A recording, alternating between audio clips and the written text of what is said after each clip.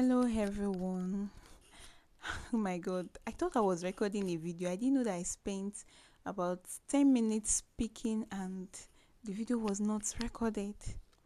But because I know that this topic I'm about to discuss now will be of impact to someone out there, that is why I am doing it again and I'm not going to give up for you. I am not going to give up. All right, so this day I want to talk about how to generate content ideas, how to generate ideas as a creator. Creator, when you say creator, we are not streamlining to being a writer. No, you can be a creator in whatever field you found yourself in. You can be a creator that will be bring advancement to your career and to other fields of life. So being a creator is not just specific to one field of study. No, being a creator in every endeavors you have found yourself in is actually very possible. Now today we are going to be looking at how to generate ideas as a creator, as a creative creator. Number one thing is for you to brainstorm. As a creator, we are very prone to getting ideas from different places, different persons, different avenue. We are very prone. If you are not, I am. I get ideas like five.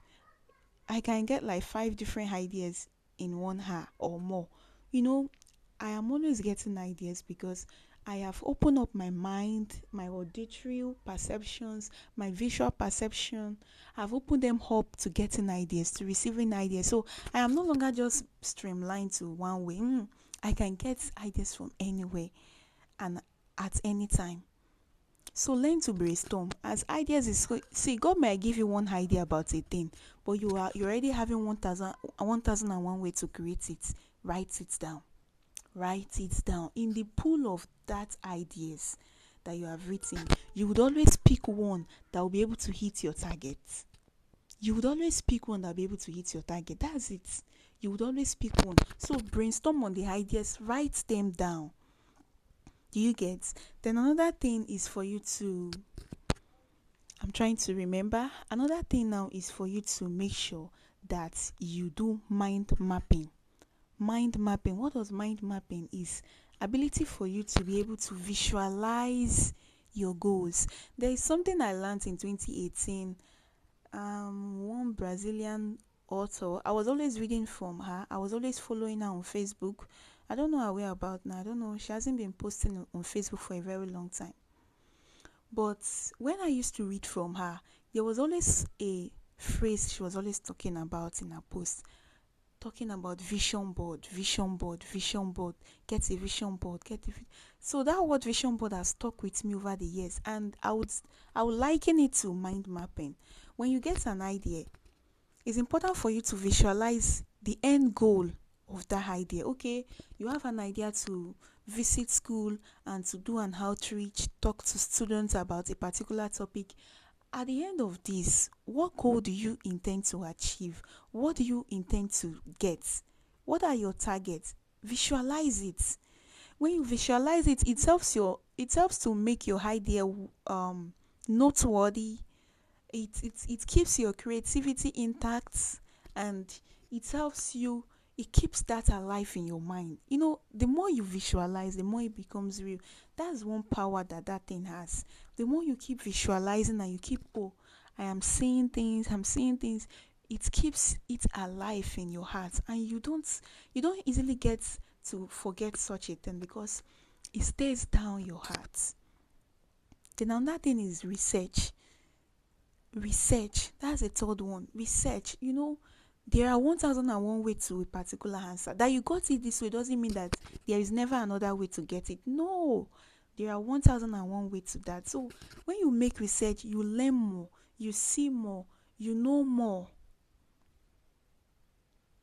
You are not just standing on one particular point. Oh, this is the way I got it and this is it. No, you get other ways to that thing. So when you make research, you get other ways to an answer. And research is very, very broad.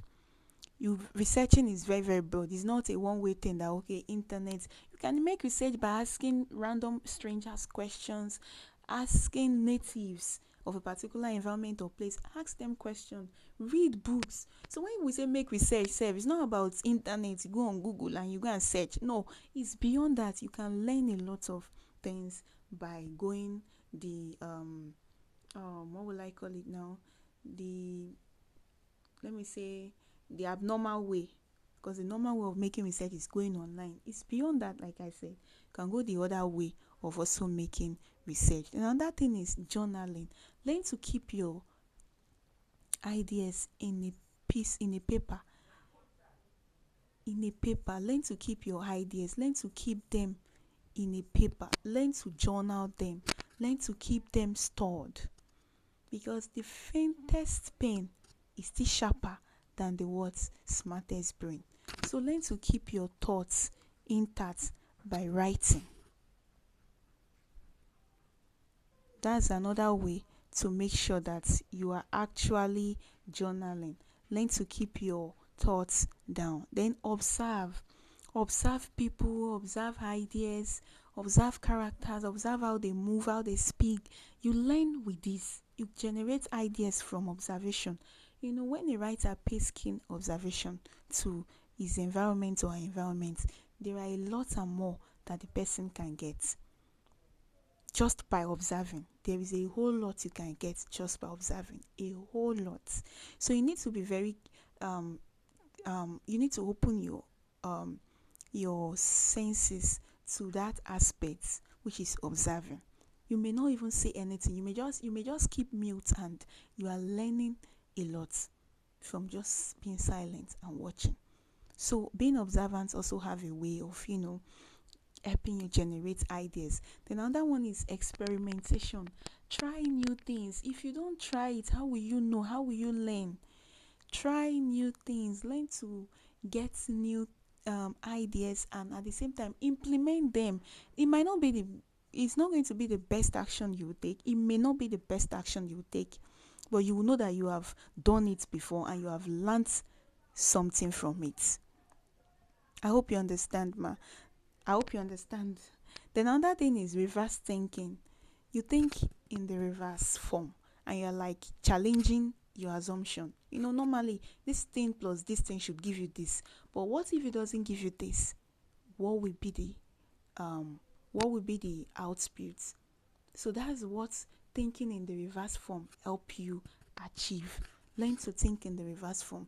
This is going to make you become a creative creator that will be getting ideas like crazy, like easily.